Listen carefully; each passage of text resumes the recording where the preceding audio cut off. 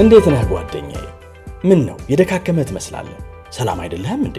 ምን እባክህ፣ ዛሬ ግብር ለመክፈል ገቢዎች ሄጄ ስንት ሰዓት ተሰልፌ ተራ ሳይደርሰኝ ለነገ ተብሎ ይሄው ተመልሼ መጣሁ። ይሄማ ቀላል ነው፣ መፍትሄው እኮ ተገኝቷል። ምን አይነት መፍትሄ? ይሄውልህ ብርሃን ባንክ ብርሃን ኢታክስ የተሰኘ አገልግሎት ጀምሯል። ይህ አገልግሎት ከገቢዎች ሚኒስቴር ጋር በመተባበር የሚሰጥ አገልግሎት ስለሆነ የግብርህን የገቢዎች ሰነድ ቁጥር በመያዝ ከዚያ የብርሃን ባንክ ደንበኛ ከሆንክ ከፈለግ በሞባይል ባንክ አገልግሎት አሊያም በብርሃን ኢንተርኔት ባንክ አገልግሎት ግብርህን መክፈል ትችላለህ። የባንኩ ደንበኛ ካልሆንክ ደግሞ ወደ ቀረበ የብርሃን ባንክ ቅርንጫፍ ሄደህ ግብርህን መክፈል ነው። ዋው! ይሄማ ትልቅ የምስራች ነው። ቀኔን ነው ያበራኸው። አዎ፣ በብርሃን ባንክ ኢታክስ የግብር ክፍያ አገልግሎት ከረጃጅም ሰልፍ ድነው በፈለጉት ሰዓት በማንኛውም ቦታ ሆነው ግብርዎን መክፈል ይችላሉ። ብርሃን ኢታክስ ፈጣን የግብር መክፈያ አማራጭ። ብርሃን ባንክ፣ እንደ ስማችን ብርሃን ነው ስራችን። ተመልሰናል አድማጮቻችን። አርኤፍኤም 95.1 ላይ ትገኛላችሁ። ፉትቦል ካፌ ነው ፕሮግራሙ። የፔዤን ጉዳይ እንመልከት። ፔዤ እንግዲህ በተከታታይ ውድድር ዓመት የአውሮፓ ሻምፒዮን መሆን ችሏል። በተከታታይ ውድድር ዓመት ለፍጻሜ መድረስ ራሱ ከባድ እንደሆነ እንመለከታለን። ፔዤ ግን 2 ተከታታይ የአውሮፓ ሻምፒየንስ ሊግ ዋንጫዎችን ማሳካት ችሏል። በሉዊስ ኤንሪኬ ስር ሀያልነቱ በቀላሉ የሚገታ ነው ወይ? ለቀጣዮቹ የውድድር ዓመታትስ አስጊ ወይም ደግሞ ተገማች ቡድን አይሆንም ወይ የሚለውንም ጉዳይ እንመልከተው።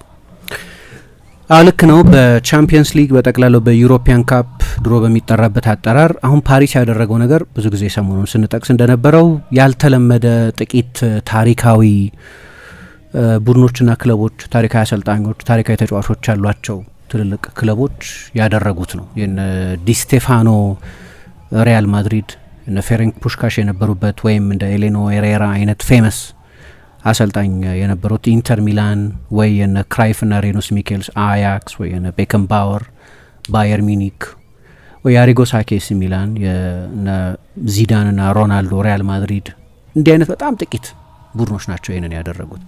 ስለዚህ አሁን የሆነ አሸናፊ ብቻ አይደለም ፔዤ፣ የሆነ የታሪክ ስፍራ ያለው ቡድን ነው እና ይሄ ብቻውን የተለየ ያደርገዋል። ግን የአሸናፊዎች ማርክ የሚባለው የትልልቅ ክለቦች ማርክ የሚባለው በድል አለመርካት ነው። ከእንደዚህ አይነት ታሪክ በኋላም አለመርካት ነው። ለዛ ነው ከፍጻሜው ጨዋታ በኋላ በፒች ሳይድ ቃለ ምልልሶቻቸው ላይ፣ በፕሬስ ኮንፈረንስ ላይ፣ በኤክስክሉሲቭ ቃለ ምልልሶቻቸው ላይ ፕሬዚደንቱ ናስር አልኸላይፊም አሰልጣኙ ሉዊስ ኤንሪኬም የፔዤ ተጫዋቾችም ስለሚቀጥለው ሲዝን ገና ካሁኑ ማውራት የጀመሩት። አሸንፈናል 5 ጊዜ በተከታታይ የሊጋ ሻምፒዮን ሆነናል።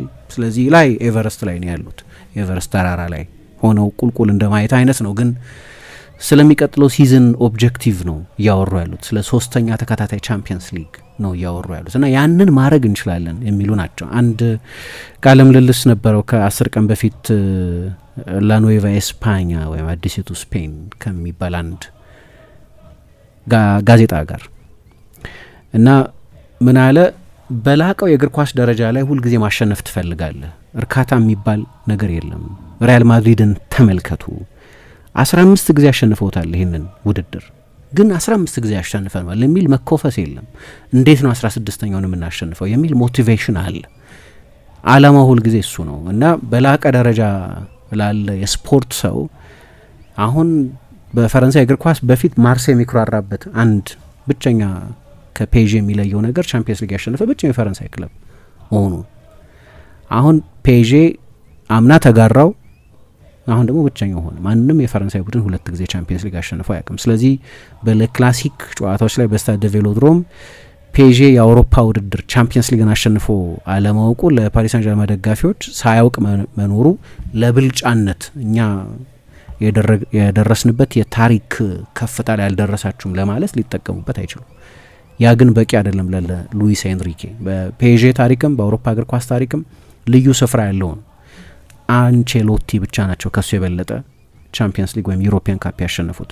አሁን በቀደም አርሰናልን በማሸነፍ ያሸነፈው ቻምፒየንስ ሊግ ከሬኑስ ሚኬልስ፣ ከዮሃን ክራይፍ፣ ከአሪጎ ሳኪ፣ ከካርሎ አንቼሎቲና ከፔፕ ጓርዲዮላ ጋር የሚያሰልፈው አይነት ነው። አሰልጣኞችን ብቻ 3 አሰልጣኞች ወሰዱ፣ 3 ቻምፒየንስ ሊጎች ወሰዱ አሰልጣኞችን ካይሽ በጣም ጥቂት ነው። 3 በተከታታይ ያሸነፈ አሰልጣኝ ነው በታሪክ አንድ ብቻ ነው። ምክንያቱም አያክስ ለምሳሌ 3 ተከታታይ ቻምፒየንስ ሊጎች ባሸነፈበት ጊዜ የመጀመሪያው ሬኑስ ሚኬልስ፣ ሁለተኛውን እና ሶስተኛው ስቴቨን ኮቫች የሚባል አሰልጣኝ ያሸነፉት። ሪያል ማድሪድ እነዛን 5 ከ1955 ጀምሮ ያሸነፋቸውን ተከታታይ 5 ቻምፒየንስ ሊጎች ያሸነፈው በ3 የተለያዩ አሰልጣኞች ነው። 3 ተከታታይ ድሎች ያሳካ አሰልጣኝ የለም። ስለዚህ ኤንሪኬ ለራሱም ልዩ ታሪክ መስራት የሚችልበት እድል አለው። ግን ፔዤ ደግሞ ዘመን የሚወስን ይሆናል ወይ እንደገና ከዚህም የበለጠ ኢራ ይሆናል? እኔ ሁሉም ነገር ያላቸው ይመስለኛል። በእርግጥ ቻምፒየንስ ሊግ ጥሩ ቡድን ስለሆንሽ ብቻ የምታሸንፊው አይደለም። ብዙ ነገሮች ሊወግኑልሽ ያስፈልጋል። የጥሎ ማለፍ ውድድር ባህሪ እንደዛ ነው። ጥሩ ነገር ፔዤ ባለፉት 2 ዓመታት የአውሮፓ ቤስቱ ቡድን ነው። ስለዚህ ናቹራል ነው። ግን ሁልጊዜ ቻምፒየንስ ሊግ የሚወስደው ቡድን የአውሮፓ ቤስቱ ቡድን ነው ማለት አይደለም። በተለያዩ ሲዝኖች መጥፎ የሊግ ሲዝን ያሳለፉ ቡድኖች ሳይቀር ቻምፒየንስ ሊግ አሸንፈው ያውቃሉ። ቻምፒየንስ ሊግ ልዩ ስነ ልቦና ያለው በሞመንቶች ላይ የሚወሰን በዝርዝር ጉዳዮች ላይ የሚወሰን አይነት ነው። እኔ አሰልጣኙ አላቸው እላለሁ። የአውሮፓ እግር ኳስን ዶሚኔት ለማድረግ ድህረ ጓርዲዮላ የአውሮፓን እግር ኳስ የሚቆጣጠር የሚመስል በእርግጥ ከጓርዲዮላ ጋር በእድሜ እኩል ነው። ግን ጓርዲዮላ አሁን ማሰልጠን በቃኝ እያለ ቢሆንም ስለ ኤንሪኬ እስከ 60 ዓመቴ እስከ 61 ዓመቴ ድረስ እያለ ይቀልዳል ኤንሪኬ። ስለዚህ ተጨማሪ ቢያንስ 4-5 ዓመታት አሉት። ስለዚህ ወቅቱ ዶሚናንት አሰልጣኝ ነው፣ ምንም ጥያቄ የለውም። ያ አሰልጣኝ አላቸው፣ ስኳዱም አላቸው። አሁን በቀደም ከአርሰናል ጋር በነበረው ጨዋታ አርሰናል በመጠኑ ያነሰ ነው በወጣትነት 26.2 26.3 ሁለቱ እንደዛ ነበሩ። 26.3 የፔዤ 26.2 የአርሰናል።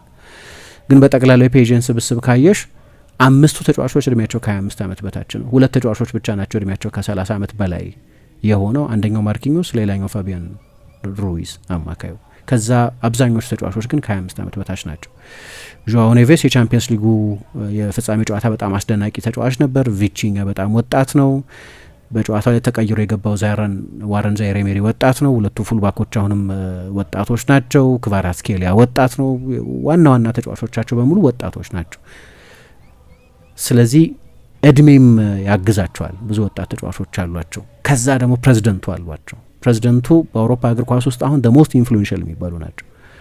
ምሳ ባለፈው የውድድር ዘመን የቻምፒየንስ ሊግ የፍጻሜ ጨዋታ በተደረገ ማግስት ስለ ፕሬዚደንቱ እና በዩኤፋ ውስጥ ስላላቸው ከፍተኛ ተጽዕኖ በተለይ ከሱፐር ሊግ በኋላ አሌክሳንደር ቼፌሪን ከአውሮፓ የሌጋሲ ክለቦች ጋር ጥል ውስጥ ገቡ ከባየር ሚኒክ በስተቀር። ምክንያቱም ባየር ሚኒክና የጀርመን ክለቦች የሱፐር ሊግ ፕሮፖዛል ውስጥ አልነበሩም። ግን ከትልልቆቹ የጣሊያን ከትልልቆቹ የስፔን በተለይ ከፍሎረንቲኖ ፔሬዝ ጋር ከአንድሬ አኘሊ ጋር ከዩቬንቱስ ጋር ማለት ነው ከነዚህ አይነት ክለቦች ጋር ጥል ውስጥ ገቡ እና በዛ ምክንያት የተሰሚነት መጠናቸው ከፍ እያለ መጣ። እንግዲህ ከዩኤፋ ጋር ጠንካራ ግንኙነት ያለውን ቢኢንን በፕሬዝደንትነት የሚመሩ የካታር የስፖርት የቴኒስ ፌዴሬሽን ፕሬዝደንት የሆኑ የፓሪስ ሳን ጀርመን ፕሬዝደንት የሆኑ የካታሩ ኤሚር የቀኝ እጅ የሚባሉ በጣም ከፍተኛ ተጽዕኖ ያላቸው ግን በዩኤፋም የኢሲኤ ፕሬዝደንት ናቸው። የዩሮፒያን ክለብስ አሶሲዬሽን የሚባል በጣም ዶሚናንት የሆኑ ፕሬዝደንት ናቸው። ከዛ ደግሞ ገንዘቡ አላቸው። ፔዤ በጣም ከፍተኛ የፔትሮ ዶላር ያለው ነው። ከዛ ፓሪስ አላቸው። ፓሪስ መስህብ ነች። ስለዚህ ስቴዲየም ውስጥ አንድ ጨዋታ ለማየት በአቬሬጅ 160 ፓውንድ ዩሮ ይከፈላል። ከአርሰናል እጥፍ ነው። ለምሳሌ አርሰናል ለንደን ውስጥ ነው፣ ግን የፓሪስ አትራክሽን የሚገርም ነው። ስለዚህ ለወደፊቱም ከካታር መንግስት ወሰን የለሽ የሆነ የገንዘብ ድጋፍ ለመላቀቅ እድል ያገኛሉ። ምክንያቱም ሉዊስ ኤንሪኬ አሰልጣኝ ሆኖ ከተሾመ በኋላ 2023 ላይ ነው አሰልጣኝ ሆኖ የተሾመ። ከ800 ሚሊዮን ዩሮ በላይ አውጥተዋል ለዝውውር ብቻ። መሳሳት ትችላለች። ፔዤ ውስጥ 95 ሚሊዮን ዩሮ ነው ለራንዳል ኮሎሙዋኒ የተከፈለው፣ ለጎንካሎ ራሞስ 80 ነው የተከፈለው። ሁለቱም በእነዚህ 2 የቻምፒየንስ ሊግ ድሎች ላይ ምንም ሚና የላቸው።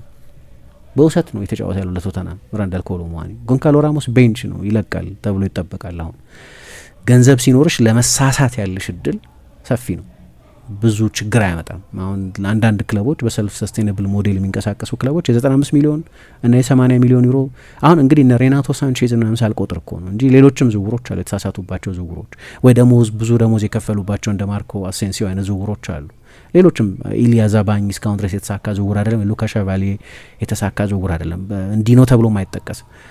ብዙ ገንዘብ አላቸው። ምርጥ የስፖርት ዳይሬክተርም አላቸው። ሉዊስ ካምፖስ በፈረንሳይ ይሄኛው 3ኛ የፈረንሳይ ሊግ ያሸነፈ ፕሮጀክት የገነቡ ናቸው። ሉዊስ ካምፖስ በሊል አድርገውታል፣ በሞናኮ አድርገውታል። አሁን በፔዤ ከበለጠ ሪሶርስ ጋር እያደረጉት ነው። አሁን የምናደንቃቸው ተጫዋቾች በሙሉ የክቫራትስኬሊያም የዦአዎ ኔቬስም የቪቺኛም ዝውውር አርክቴክት እኚህ ሰው ናቸው። ስለዚህ ምርጥ የስፖርት ዳይሬክተር አላቸው። እነዚህ ሁሉ ነገሮች ፔዤ እና ተጨማሪ ብዙ ምክንያቶች የአውሮፓ ዶሚናንት ሆኖ ለመቀጠል የሚያስችሉ ከበቂ በላይ ምክንያቶች የሚያሰጡ ናቸው።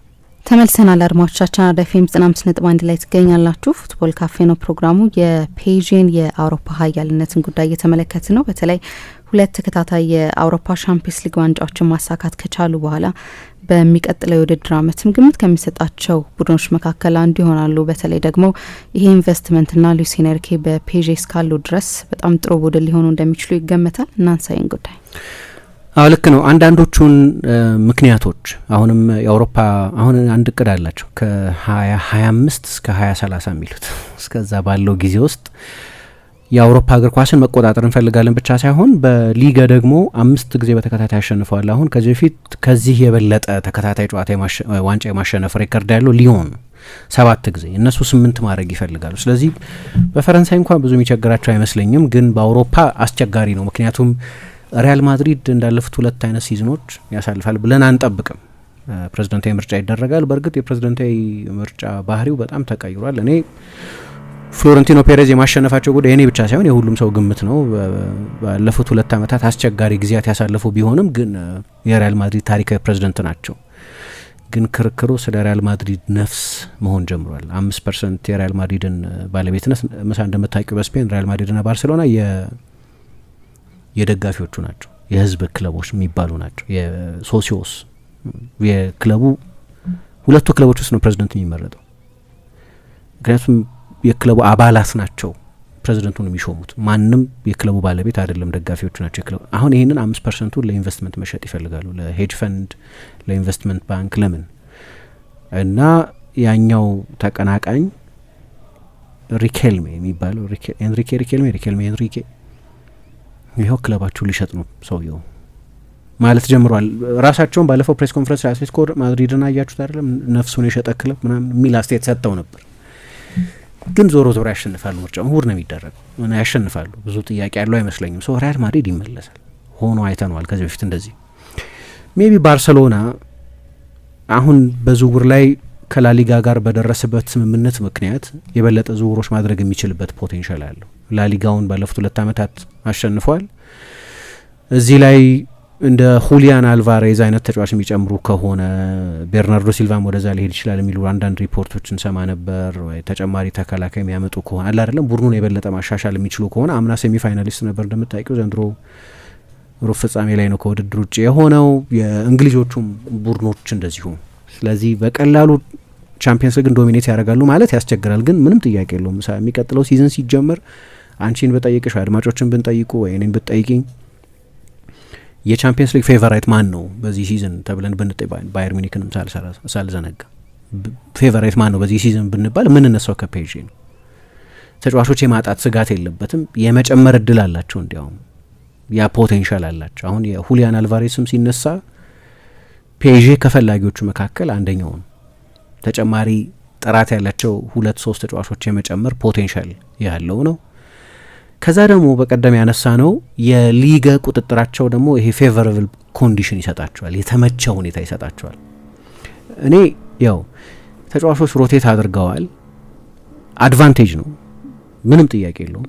ያ አድቫንቴጅ የመጣው ግን ሊጋን በጣም ፉክክር አልባ በሆነ መጠን በመቆጣጠራቸው የተነሳ በቻምፒየንስ ሊግ ፍጻሜ ከጀመሩ ተጫዋቾች መካከል ብዙ ጨዋታ የተጫወተው በሊጋ 24 ጨዋታ የጀመረ 18 ጨዋታ የጀመረ ተጫዋች ነው ከ34 ጨዋታዎች። በሁለተኛ ቡድናቸው ማሸነፍ የሚችሉት ውድድር ነው። እንደዛ ከሆነ ለምን በፊት አልሆነም ታዲያ የሚል ተገቢ ጥያቄ ግን መነሳት አለበት። አዲስ ነገር ነው እንዴ ፔዤ ሊጋን መቆጣጠር? ለምን በፊት አላደረጉትም? እንደዛ ከሆነ እዚህ ጋር ነው ኤንሪኬን የምናደንቀው፣ ኤንሪኬንም የስብስቡንም ባህሪ የምናደንቀው። እምባፔ በ2021-22 የውድድር ዘመን 35 ጨዋታ ጀምሯል በሊጋ ከ3000 በላይ ደቂቃ ተጫውቷል። ዴምቤሌ በሁለቱ ሲዝኖች በድምር 3000 ደቂቃ አልተጫወተም። የባሎንዶር ያሸነፈው በሊጋ ሻምፒዮንነቱ ምክንያት አይደለም፣ በቻምፒየንስ ሊግ አሸናፊነቱ ምክንያት ነው። እና ለምሳሌ የእምባፔ ኢጎ እያንዳንዱን የሊግ ጨዋታ መጀመር አለብኝ ለምሳሌ፣ ምክንያቱም ለምባፔ ለምሳሌ የሊጋ ከፍተኛ ጎል አስቆጣሪ መሆን ማተር ያደርጋል። የሊጉ ኮከብ ተጫዋች መሆን በጣም አስፈላጊ ነገር ነው። ያ የሀገሪቱን እግር ኳስ የመቆጣጠር ፍላጎት አለው። ታሪክ ሰርቶ ነው ደግሞ ሄደው በዛ መጨረሻ ላይ ብዙ ትርጉም ነበረው ወይ በፔዤ ተጫዋችነት ያሳካሻቸው እነዛ ነገሮች ከአንድ ቻምፒየንስ ሊግ የበለጠ ዋጋ አላቸው ወይ የሚል ክርክር እናቀርብ ይሆናል። ግን በሊገ ጨዋታ 87ኛው ደቂቃ ላይ ቀይረሽ ብታስወጩ አይቀበልም። ኤንሪኬ ላይ አድርጎታል፣ ጋልቲዬ ላይ አድርጎታል፣ ቱኸል ላይ አድርጎታል፣ ፖቼቲኖ ላይ አድርጎታል። ኔይማር ብቻ ማነው ምባፔ ብቻኛው አይደለም። ኔይማርም ያደርገዋል፣ ሜሲም ያደርገዋል። በሊገ ጨዋታ 88ኛው ደቂቃ ላይ ቀይረሽ ብታስወጫቸው ያኮርፋሉ፣ ይነጫነጫሉ። ትልልቅ ተጫዋቾች እያንዳንዱን ጨዋታ 90 ደቂቃ ነው መጫወት የሚፈልጉት። ያ ግን አይጠቅምም ቡድኑ ኢጎ ፍሪ ከሆኑ። አሁን ዴምቤሌን ስለ ኢጎ ብዙ ምንል አይመስለኝ ማለት ኢጎ የለውም ሳይሆን ግን የሞልቶ የሚፈስ ኢጎ ግን አይደለም። እያንዳንዱን ጨዋታ 90 ደቂቃ መጀመር አለብኝ መጫወት አለብኝ የሚል አይደለም። አሰልጣኙ ሁሉም ቁልፎች አሉት። ፈረንሳዮቹ እንደዛ ነው የሚሉ ምልመላ ላይ፣ የተጫዋቾች ምርጫ ላይ፣ ቅጣትን ማሳለፍ፣ የፈለገውን ታክቲክ መምረጥ፣ የፈለገውን ተጫዋች ሮቴት ማድረግ፣ እንደፈለገው የማድረግ ቁልፍ ተሰጥቶታል። እንዲያውም በየትኛውም የአውሮፓ ክለብ ውስጥ አሁን በዚህ ሰዓት እያንዳንዱ ፕሮጀክት በአሰልጣኙ ዙሪያ የሚሽከረክር አሰልጣኙ እንደዚህ አይነት ተጽዕኖ ያለው ሌላ ፕሮጀክት የለም። በፊት የተጫዋቾቹ ቡድን የነበረው ፔዤ ግን ጉዳቱ የነበረው ለእምባፔ ነው። እምባፔ ማርች ላይ ይዝላል፣ እያንዳንዱን የሊግ ጨዋታ ይጫወታል። የፈረንሳይ ሊግ ፔዤ በጣም ዶሚኔት የሚያደርገው ሊግ ቢሆንም በጣም ፊዚካል፣ ስለዚህ ከተጋጣሚ ቡድን ተከላካዮች ጋር ሲላተም ሲዳክም ነው ይቆያል። ከፍተኛ ጎል አስቆጣሪና የሊግ የዓመቱ ኮከብ ተጫዋች ሆኖ ይጨርሳል። በነዛ ሲዝኖች 35 ጨዋታ 36 ጨዋታ ከጀመርሽ ምንም ጥያቄ የለውም። ያ እንግዲህ ያኔ እሱ በነበረበት ጊዜ 38 ጨዋታ ነው የነበረው። አሁን የጨዋታውን ቁጥር ቀንሷል በእርግጥ። ከዛም ላይ ነው ዋና ዋናዎቹን ተጫዋቾች ዴምቤሌ 10 ጨዋታ ነው የጀመረው በዚህ ውድድር ዘመን። ጉዳት ነበረበት። አዎ ግን ጉዳትም ባይኖርበት ኖሮ ምናልባት 5 ተጨማሪ ጨዋታ ይጀምር ይሆናል። ስቲል ከ50% በታች ነው የሚጀምረው። ሶ ፍረሽ ነው። ቻምፒየንስ ሊግ ፋይናል ሲመጣ፣ ግማሽ ፍጻሜ ሲመጣ፣ ሩብ ፍጻሜ ሲመጣ ማተር በሚያደርጉት ጨዋታዎች ላይ ቡድኑ ፍረሽ ነው። በፊት ይህንን ማድረግ አይችልም የነበሩት አሰልጣኞች። እምባፔን 10 ጨዋታ ብቻ ልታስጀምሩ አትችልም፣ ሊቀበል አይችልም። ይሄን የስብስቡ አይነት ተለውጧል። ያወጣሉ ገንዘብ። አሁንም የሬን ቤንች የነበረን ተጫዋች በ50 ሚሊዮን መግዛት ይችላሉ። በጃንዋሪ ብዙ ክለቦች የማያደርጉትን ከናፖሊ በ80 ሚሊዮን እስከ 80 ሚሊዮን በሚደርስ ገንዘብ ተጫዋች ማስፈረም ይችላል። ፖቴንሻል አላቸው። የሚያስፈርሟቸው ተጫዋቾች አይነት ግን ተቀይሯል። ለቡድኑ ፍላጎት፣ ለአሰልጣኙ ፍላጎት የሚገዙ ናቸው። ስለዚህ በኖካውት ጊዜ ማክሲማይዝ ማድረግ ይችላል አሰልጣኙ።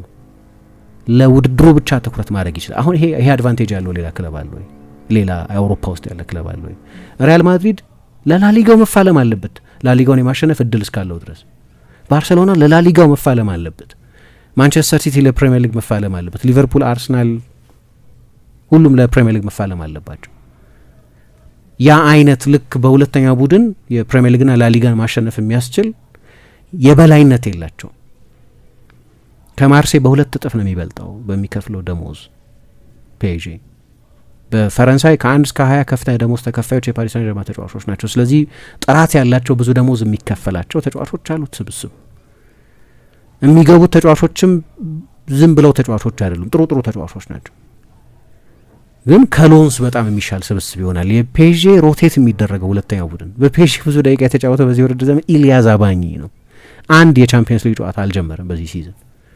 በሊጋ ግን ብዙ ደቂቃ የተጫወተው ብዙ ጨዋታ የሚጀመረው እሱ ነው። ኢልያ ዛባኝ ከፕሪሚየር ሊግ ቤስት ፐርፎርሚንግ ተከላካዮች መካከል አንደኛው ነበር ባለፈው ውድድር። አሁን ግን ማርኪኞስና ፓቾ አሉ። ስለዚህ እነሱ ተጠባባቂ ነው እና በሁሉም የሊጋ ቡድኖች ውስጥ ጀማሪ መሆን ይችላል። ምናልባት በብዙ የአውሮፓ ክለቦች ውስጥም ሊሆን ይችላል። እና ያ ደግሞ ቅድም ከጠቀስኳቸው አሰልጣኙ ልዩ አሰልጣኝ ነው፣ ታሪካዊ አሰልጣኝ ነው። አሁን ወጣት ፖቴንሻል አለው። ዴዚሬ ዱዌ የጠቀስኳቸው አማካይ ሁሉም ተጫዋቾች እዚህ ላይ ተጫዋች እንደሚጨምሩ መገመት አለብን። ፕሬዚደንቱ ብዙ ተጽዕኖ ያላቸው፣ ብዙ ተሰሚነት ያላቸው ናቸው። ብዙ ገንዘብ አላቸው።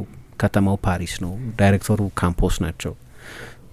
ግን ደግሞ የሊጉ ባህሪ አንድ መረዳት የሚገባው ለፔዤ ብቻ ተብሎ የሚሰጥ ፕሪቪሌጅ አይደለም። የሚቀጥለው ሳምንት ላይ ጨዋታ ስላለበት ጨዋታ የሚሰረዝለት ብቸኛው ቡድን ፔዤ አይደለም። ግን ለፔዤ ማተር የሚያደርገው ፔዤ ነው ቻምፒየንስ ሊግ ለማሸነፍ እድል ያለው፣ ሌላ የፈረንሳይ ክለብ አይደለም። እና የምታወዳድሩ ደግሞ በፈረንሳይ ካሉ ክለቦች ጋር ሳይሆን ከሌሎቹ ክለቦች ዲስአድቫንቴጅ ጋር ነው። ፔዤ ከሌሎቹ የአውሮፓ ግዙፎች ጋር ስለሆነ የሚፎካከረው። አት ቤስት ሌሎቹ የአውሮፓ ክለቦች ቅዳሜ በጊዜ ወይም አርብ ማታ ጨዋታው ላይ ያደርጉት ይችላሉ፣ አይሰርዙም። ይህም ራሱ ዩኒክ ነው። አሰልጣኙ ደግሞ ምን ይፈልጋል? አሁን ምን አለ፣ እኔ ከ1 እስከ 8 ባለው ስፍራ ውስጥ አውቆ የሚለቅ አይመስለኝም። ከ1 እስከ 8 ባለው ቦታ ውስጥ ባልጨረስ ይሻለኛል አለ። ያውቀዋል ሁለተኛው ዙር ላይ እንደሚያሸንፈው። ምክንያቱም ዘንድሮ ሞናኮን የገጠመው፣ አምና ብሬስትን የገጠመው፣ በፈረንሳይ እንደፈለገ የሚያደርጋቸው ቡድኖች ናቸው እነዚህ። ግን ያኔ ኮምፒቲቲቭ እንድንሆን ፈልጋለሁ። ስለዚህ ዝም ብሎ አሁን ከ1 እስከ 8 ካለፈ ተጨማሪ የኖካውት ጨዋታዎች አያገኝም። አሁን ድሮ ባየር ሚኒክ የነበረበት ችግር እሱ ነው። አሁን ይሄ ራሱ ሊግ ዶሚኔት ማድረግ የሆነ ጊዜ እኮ ችግር ነበር። ምክንያቱም ባየር ሚኒክ ልክ የኖካውት ጨዋታ በሚጀምርበት ጊዜ በፌብሩዋሪ አካባቢ በየካቲት በ15 ነጥብ እየመራ ነው። ስለዚህ ያቺን ኮምፒቲቲቭ ኤጅ የሚሏትን አጥቷል። ፈረንሳይ ውስጥ ግን አሰልጣኙ ምናልባት ተጨማሪ ቻምፒየንስ ሊግ ጨዋታዎች አሉበት እና አውቆም ባይሆን 2 ትርፍ ጨዋታዎች አድርጓል። ባለፈውም ሲዝን በዚህም ሲዝን ማለት ፔዤ ከ1 እስከ 8 ለመጨረስ ማክሲመሙን አልተጠቀመም። አውቆም ይመስላል ሲናገር ስታዩ እንደዛ ነው የሚመስለው። በኖካውቱን ፈልገዋለሁ እኔ አምና ያ የሁለቱ የደርሶ መልስ የብሬስት ጨዋታዎች ጠቅመውን ነበር የሚል አስተያየት ሰጥቷል። እና ያን ያህል ነው ሊጉን የተቆጣጠረው ማለት ነው። ተጨማሪ ቻምፒየንስ ሊግ ጨዋታዎች የሚፈልግ አሰልጣኝ ስለሆነ እና ከሌሎቹ ክለቦች የበለጠ ብዙ አድቫንቴጆች አሉት። አሁን በቀደም በነበረው ጨዋታ ላይ ከ2000 ደቂቃ በላይ የሊግ ደቂቃ የተጫወተ የፔዤ የመጀመሪያ ተሰላፊ ውስጥ የነበረ ተጫዋች ቪቺኛ ብቻ ነው። እሱ እንዲያውም ብዙ ተጫውቷል። ምናልባት በፋቢያን ሩይዝ መጎዳት ምክንያትና ተጨማሪ አማካይ ባለማስፈረማቸው ምክንያት እንደ ካርሎስ ሶሌር፣ ሬናቶ ሳንቼዝ አይነት በቅርብ ጊዜ ያመጧቸው ተጫዋቾች አልተሳኩላቸውም፣ ለቀዋል እነሱ። ስለዚህ በቂ ዴብዝ ስለሌላቸው ሊሆን ይችላል። ግን በአርሰናል በኩል ራያ፣ ራይስ፣ ዙቢሜንዲ፣ ጋብርኤል ሳሊባ በትንሹ 2500 ደቂቃ በፕሪሚየር ሊግ የበለጠ ኮምፒቲቲቭ በሆነው በፕሪሚየር ሊግ የተጫወቱ ናቸው። ደሞዝ ቀንሰዋል ባለፉት ጥቂት ዓመታት በፊት ከሚከፍሉት። አሁን ለዚህ ነው የዴምቤሌ ኮንትራት እንደ ተጠበቀው ቶሎ ያልተጠናቀቀው። ዶናሩማ ከለቀቀባቸው ምክንያቶች መካከል አንደኛው የደሞዝ ጉዳይ ነው። ስለዚህ እንደ ድሮ ዝም ብለው ደሞዝ እየከፈለው አይደለም። ግን ክለቡ ደግሞ በጣም ሀብታም ሆኗል። ሀብታም የሆነው በካታር ገንዘብ ብቻ ሳይሆን በተለይ በማርኬቲንግ በጣም ተሳክቶላቸዋል። ያው የካታሩ ኤሚር ታሚም ቢን ሀማድ አልታኒ ይባላሉ። በ2011 ግንቦት ላይ የፔዤ ባለቤት ሲሆን የክለቡ ተርኖቨር በኒኮላስ ሳርኮዚ አግባቢነት የ2022 የዓለም ዋንጫ መስተንግዶ ምናምን ከስሌት ገብተው ገዙት ክለቡን። 101 ሚሊዮን ዩሮ ነበር አመታዊ ገቢያቸው ተርኖቨራቸው። አሁን 887 ነበር ባለፈው የውድድር ዘመን። ማን ያውቃል ዘንድሮ 900 ሊደርስ ይችላል። በጣም ብዙ ገንዘብ ተርኖቨራቸው። አምና 40 ሚሊዮን የከሰሩት ኪሳራ፣ ያው በእግር ኳስ እንደምታውቂው 40 ሚሊዮን ኪሳራ ብዙ አይደለም። ከአንድ አመት በፊት 300 ምናምን ሚሊዮን ነበር የከሰሩት። ግን ደግሞ እንደሚባለው ከቼፌሪን ጋር ባላቸው ጥሩ ግንኙነት ምክንያት ለምሳሌ ኤንሪኬ ከመጣ በኋላ ወደ 830 ሚሊዮን ዩሮ አወጡ። ብዙ ነው በጣም። እንዴ ፋይናንሻል ፌር ፕሌይ አይጠሱም እንዴ ምናምን ትችላለች። ሴትልድ ኔጎሽዬሽን ይባላል። ከዩኤፋ ጋር ይደራደሩና ከአውሮፓ ውድድር መታገድ ምናምን ሳያስፈልጋቸው። ያ ጥሩ ግንኙነት የሚጠቅመው ለዚህ ነው። ምክንያቱም እንደምናየው ነጭና ጥቁር አይደለም። የሆነ ክለብ የፋይናንስ ደንብ ጥሷልና ከዩኤፋ ውድድሮች ይቀጣል ምናምን የሚባል ነገር የለም። አንዳንዶቹ ክለቦች በድርድር ሴትል ያደርጋሉ። እንዲሁ በወረቀት ላይ የሚያስቀጣ ከውድድር የሚያሳግድ እንኳ ቢሆን። አሁን ይሄ የፕሬዝደንቱን ዶሚናንስ የሚያሳይ ነው እንጂ ብዙ ማስረጃዎች አሉ። እና ፔዤም ኮ 3/4 የተቀጧል በፋይናንሻል ፌር ፕሌይ ደንብ ጥሰት ብዙ ገንዘብ ተቀጧል። አሁን አይ ቲንክ ሁለተኛ ደሞዝ ከፋይ ነው ከሲቲ ቀጥሎ። ብዙ ደሞዝ ነው የሚከፍለው። አሁንም ቢሆን ግን ኮስት እየቀነሱ ነው። ለምሳሌ ባለፈው የውድድር ዘመን ከ659 ሚሊዮን ዩሮ ወደ 535 አወርደውታል። 535 ሚሊዮን ዩሮ ደሞዛቸው። ምክንያቱም ያመጧቸው ተጫዋቾች ባርኮላ፣ ኔቬሽ፣ ዱዌ፣ ክቫራትስኬሊያ አይነቶቹ ተጫዋቾች አርሰናል ማስፈረም አይችልም። እነዚህ ሲፈርም ይችል ነበር። ወይም ካምፖስን ማደንቃቸው ለዚህ ነው። ኦፍኮርስ አየን። አሁን የቻምፒየንስ ሊግ ፋይናልን ካየን በኋላ ሁለቱንም ማድነቅ አለብን። ለምሳሌ ዱዌ ደህና ተሰጥኦ ነበር። በፈረንሳይ ሊግ እንዳለ እናውቅ፣ ትልቅ ተሰጥኦ እንደሆነ እናውቅ ነበር። ግን ሁሌ ጀማሪ ተጫዋች አልነበርም። ከዛ መጣ 50 ሚሊዮን ነው የገዙት። 50 ሚሊዮን አርሰናል መግዛት አይችልም፣ ሊቨርፑል መግዛት አይችልም፣ ፔዤ ማንቸስተር ዩናይትድ መግዛት አይችልም፣ ሲቲ መግዛት ይችላሉ።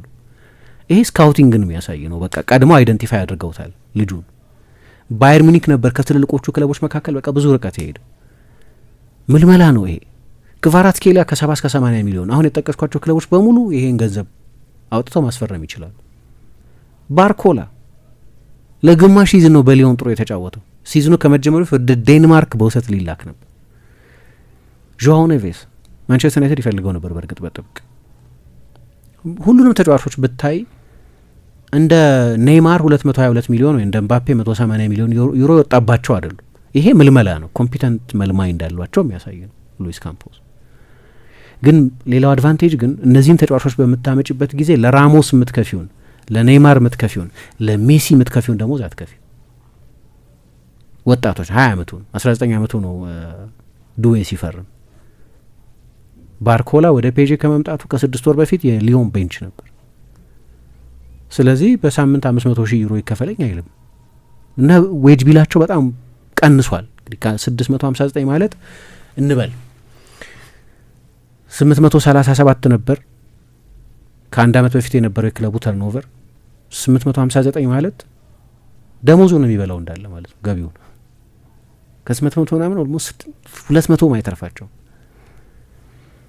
በጣም ብዙ ነው የሚከፍሉት ደሞዝ። መቀነስ አለባቸው ደሞዙን። ግን ያንን እያደረጉ ያሉት የበለጠ ወጣት ተሰጥኦዎች ላይ ኢንቨስት እያደረጉ ስለሆነ ነው። ለዚህ ነው ኪሳራው 369 ሚሊዮን ነበር በ2021/22 ላይ። አሁን የመጨረሻው ሪፖርታቸው ላይ 40 ሚሊዮን ብቻ ነው የከሰሩት። ብቻ ነው የሚያስብለው። ምክንያቱም ከናይክ ብራንድ ጋር ይሰራሉ። የጆርዳን ብራንድን እናያለን። የፔዤ ብራንድ ላይ ዓለም ላይ የፔዤ ሱቅ የሌለበት ቦታ የለም። በጣም ብዙ ሱቆች ነው። እንደውም አስታውሳለሁ የዓለም ክለቦች ዋንጫ እየተደረገ ፔዤ እንደዚህ አይነት ፕሬዘንስ ያለው አይመስልም ነበር ለሰዎች። ግን ፋንደማቸው እየሰፋ ነው እና እንደ ካምፓኒ ያኔ ሲገዙት 100 ምናምን ነበር የገዙት። የክለቡ ተርኖቨር 101 ነበር። አሁን ወደ 4.5 ቢሊዮን ዩሮ የሚያወጣ በጣም ሀብታም ካምፓኒ ሆኗል። የኢንተርፕራይዝ ቫሊዩ የሚባለው በጣም ከፍተኛ ነው። 5 እጥፍ ነው የጨመረው እና በየአመቱ የክለቡ የእድገት መጠን በፐርሰንቴጅ 18% አካባቢ ነው እና አንዳንድ ሰዎች ሌላ ክለብ ቢቀዳውስ የሚሉ ሰዎች አሉ። የፔዤን ሞዴል ሌሎች ክለቦች ፓሪስ ሳን ጀርማን እንደሚያደርገው ቢያደርጉስ? ፓሪስ ሳን ጀርማን እንደሚያደርገው ማድረግ አይችሉም። ካታር ነው የፓሪስ ሳን ጀርማን ባለቤት እና ዩኒክ እና ሊጋ ላይ ነው የሚወዳደረው። የካታር ንብረት መሆኑ ፔትሮ ዶላር አክሰስ ማድረግ የሚችል መሆኑ። ምክንያቱም ይኸውልህ ኔይማር ሲዘዋወር እንዴት ነበር የተዘዋወረው?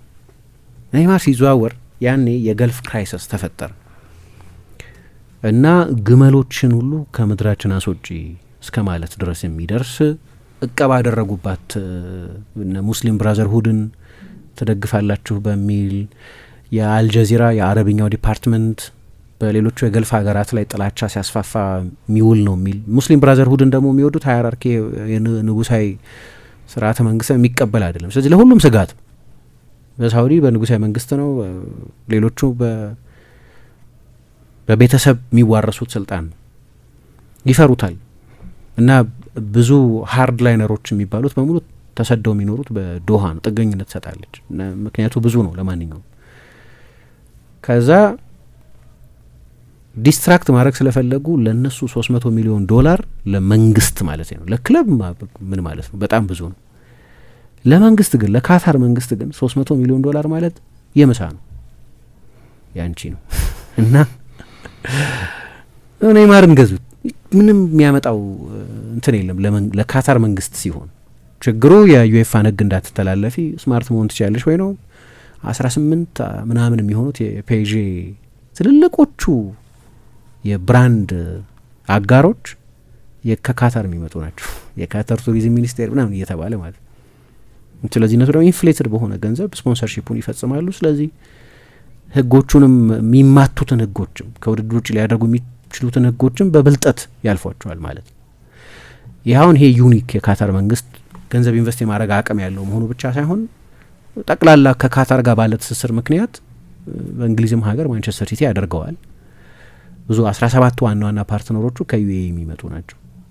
ስለዚህ ስቴዲየሙን ኤቲሃድ ስቴዲየምን ማንም ክለብ ማንቸስተር ዩናይትድ እንኳን ኦልትራፎርድን ኤቲሃድ ላስብለው ቢል ማንቸስተር ዩናይትድ ባለው ፓወር ሌጋሲ ዓለም አቀፍ ተጽዕኖ ምናምን ያን ያህል ገንዘብ አይከፈልም። ምን ማለት ነው? የገበያ ዋጋ አይደለም። ግን ድንገት የማንቸስተር ሲቲ ገቢ ከማንቸስተር ዩናይትድ እኩል ይሆናል፣ ይበልጣል። አሁን ሊበልጥ ይችላል። ባለፉት 10 ምናምን ዓመታት ቡድኑ በነበረው ስኬት ምናምን በሜዳ ላይ ድሎቻቸው፣ በሽልማት ገንዘቦች በምን ከዛ በኋላ በምትሰቢው ዓለም አቀፍ ትኩረትም በዲሎችም በምንም ሊሆን ይችላል። ያኔ ግን አልነበረም። የዛሬ 10 ምናምን ዓመት ነው እያወራን ያለነው። እንዲህ አይነት በብልጠት የሚያደርጓቸው በገንዘብ ኃይል የሚያደርጓቸው ነገሮች መኖራቸው ግልጽ ነው። እዚህ ላይ ግን ኤክሰለንስ አለ፣ አእምሮ አለ፣ አሰልጣኙ አለ፣ የስፖርት ዳይሬክተሩ አሉ፣ የምልመላ አካሄዱ አለ፣ ኢንፍራስትራክቸር ላይ ብዙ እየሰሩ ነው። ፖዋዚ የሚባለው የልምምድ ማዕከል በጣም የሚደነቅ የልምምድ ማዕከል ነው። ስቴዲየም እንግዲህ ይህንን ስቴዲየም እንዲጠቀሙ የሚፈቅድ ከንቲባም ተመልጦ አነ ኢዳልጎ የሚባሉ አንዲት የፓሪስ ከንቲባ ነበሩ። ከናስር አልኸላይፊ ጋር ጥሩ አልነበሩም። ስለዚህ ሌላ ቦታ ስቴዲየም ገነባለሁ ይህ አለ ሲባትል ነበር ፔዤ። አሁን ግን እዛው ሊቆይ ነው እና በተለይ ብራንዱን በተመለከተ ግን ጠንካራ ብራንድ ያለው ነው። ለዚህ ነው አንድ ጋብሪኤል ማርኮቲ የጻፈው አርቲክል ላይ ሳይሆን ይላል መሰለሽ 48 ተመልካች ነው የሚይዘው፣ ትልቅ ስቴዲየም አይደለም። ግን ፔዤ ለእያንዳንዱ ወንበር 160 ፓውንድ ይቀበላል እና ምንድነው የቱሪስት ከተማ የመሆን አድቫንቴጅ። በእርግጥ ለንደንም ይሄ አድቫንቴጅ አለው። ግን ችግሩ ለንደን የቼልሲ ብቻ አይደለም ወይ አርሰናል ብቻ አይደለም፣ ብዙ ክለቦች አሉ። ስለዚህ ወደ ለንደን የሚሄድ ሰው ቼልሲን ብቻ ላይ አይገባ፣ አርሰናልን ላይ ብቻ አይገባ። ፓሪስ ከሄደ ግን ፓሪስን ላይ ነው የሚገባው። ፓሪስ ኤፍሲ አለ፣ ግን ፓሪስ ኤፍሲ ላይ የሚገባ ሰው የለም። ምናልባት እንግዲህ አርኑ ሬኖ የሚባሉ አንድ ባለጠጋ ሰው እነ ክሎፕን ምናምን አምጥተው እዛው ፓሪስ ሳን ጀርማ ፓርክ ደ ፕራንስ ያለበት ስቴዲየም ጋር መጥቷል። አዲስ ክለብ አለ ፓሪስ ኤፍሲ። ለወደፊቱ እንደዛ ያደርግ ከሆነ አላውቅም። ወደ ፓሪስ ከሄድሽ ግን የፓሪስ ሳን ጀርማን ጨዋታ ነው የምታዩ። ስለዚህ የቱሪስት መስህብ አለው። አንደኛው ኤክስፒሪየንስ ስቴዲየም የመግባት ኤክስፒሪየንስ ነው። አንድ ሰው ወደ ማንቸስተር ከተማ ሄዶ ኦልድ ትራፎርድን ሳያይ አይመለስም። ወደ ሊቨርፑል ከተማ ሄዶ አንፊልድን ሳያይ አይመለስም። ወደ ለንደን ሄዶ ኤምሬትስን ወይ ብሪጅን ወይ ቶተናም ስቴዲየምን ዋይት ሃርት ሌይን ሳያይ አይመለስም። የአንዱ የጉዞሽ ዓላማ ይሆናል ኳስ ራሱ። ባርሰሎና ጎብኝቶ ማድሪድን ጎብኝቶ ቤርናቤውና ካምፕ ነው ሳያይ አይመለስም። አንድ ከቻለ ደግሞ የማች ዴይ ኤክስፒሪየንስ ይፈልጋል። ያ ደግሞ ምን ያደርገዋል? ቲኬትን ውድ ያደርገዋል። አሁን አርሰናል ውስጥ በፊት የነበረው አንደኛው ቅሬታ ድሮ ሃርድ ኮር ደጋፊዎች ነበሩ ስቴዲየም ውስጥ የሚገቡት በተለይ በኤምሬትስ፣ ምክንያቱም ርካሽ ነበር ቲኬት። አሁን ግን ቱሪስት ነው የሚሄደው። ለንደንን ለመጎብኘት የሄደ ሰው ኪሱ ጭቅ ያለ ሰው ነው ማለት ነው። ስለዚህ ከ200 ፓውንድ ክፈል ቢባል ወይ በብላክ ማርኬት ከፍሎ የመግባት ፖቴንሻል አለው። የቱሪስት ዴስቲኔሽን የሆነ ከተማ ውስጥ ያለ ክለብ የመሆን አድቫንቴጅ፣ ምናልባት ኮሞ የአድቫንቴጅ ይኖር ይሆናል ወደፊቱ። ኮሞ የሚታወቀው በዛ ውብ ሀይቅ ስለሆነ፣ ፓሪስም ግን እንደዛ ነች። የብርሃን ከተማ ነው የምትባለው። ኤፊል ታወር ያለባት ነች። ስለዚህ የክለቡ ገቢም እና የብራንዱም ስም አሁን ኢሲሴ ፓሪ፣ ይሄ ፓሪስ ነው። ኢሲሴ ፔዤ አይደለም እኮ ኢሲሴ ፓሪ ነው የሚሉት። ዲስ ኢዝ ፓሪስ፣ ይሄ ፓሪስ ነው። ስለዚህ ከከተማው ጋር በጣም የተቆራኘም ነው። ሲያስተዋውቁ ራሱ ዝላታን የት ነው ያስተዋወቁት? ኤፊል ቱር ዴፊል ኤፊል ታወር የሚባለው ጋር ወስደው ነው ያስተዋወቁት። ስለዚህ ለማደግ የሚያስችል አውሮፓን እግር ኳስ ዶሚኔት ለማድረግ የሚያስችል ለፔዤ እና ምናልባት ለሌሎች በጣም 1-2 ክለቦች ብቻ የሚሰራ ዩኒክ አድቫንቴጅ አለ። ስለዚህ እነሱ ራሳቸው ተማምነው የሚናገሩት። አሁን በቀደም ሉዊስ ካምፖስ ሶሻል ሚዲያቸው ላይ ወጥተው ባክ ቱ ባክ አይደል ያሸነፉት ፈረንሳዮቹ። ባክ ቱ ባክ ማለት ጀምረዋል፣ እንግሊዝኛውን ቃል ተውሰው። እሳቸው ባክ ቱ ባክ ቱ ባክ ሶስተኛ ማለት ነው። እና ስለዚህ ጥቂት ክለቦች ብቻ በታሪክ ያደረጉትን አያክስ፣ ሊቨርፑል፣ ኤሲ ሚላን፣ የዚዳን ሪያል ማድሪድ የተወሰነ የ1950ዎቹ ሪያል ማድሪድ የተወሰኑ ክለቦች ብቻ ያደረጉትን የማድረግ ፓሪስ 2025 2030 ኢራ የሚል ግብ አላቸው። ወጣት ነው ማርኪኞስም እንዳለው ስብስቡ በጣም ወጣት ነው። ስለዚህ ብዙ ምክንያቶች ያሉ ይመስላል። ግን ቻምፒየንስ ሊግ ያው ዶሚኔት ላደርግ ስላልሽ ብቻ ዶሚኔት የምታደርግ የብቻሽ ውድድር አይደለም። እንዴት ነህ ጓደኛዬ? ምን ነው የደካከመ ትመስላለህ። ሰላም አይደለህም እንዴ? ምን እባክህ፣ ዛሬ ግብር ለመክፈል ገቢዎች ሄጄ ስንት ሰዓት ተሰልፌ ተራ ሳይደርሰኝ ለነገ ተብሎ ይኸው ተመልሼ መጣሁ።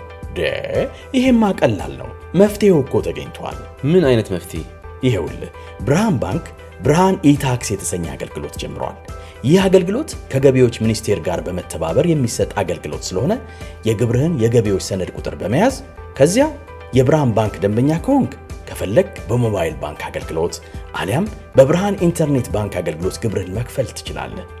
የባንኩ ደንበኛ ካልሆንክ ደግሞ ወደ ቀረበ የብርሃን ባንክ ቅርንጫፍ ሄደህ ግብርህን መክፈል ነው። ዋው! ይሄማ ትልቅ የምስራች ነው። ቀኔን ነው ያበራኸው። አዎ፣ በብርሃን ባንክ ኢታክስ የግብር ክፍያ አገልግሎት ከረጃጅም ሰልፍ ድነው በፈለጉት ሰዓት በማንኛውም ቦታ ሆነው ግብርዎን መክፈል ይችላሉ።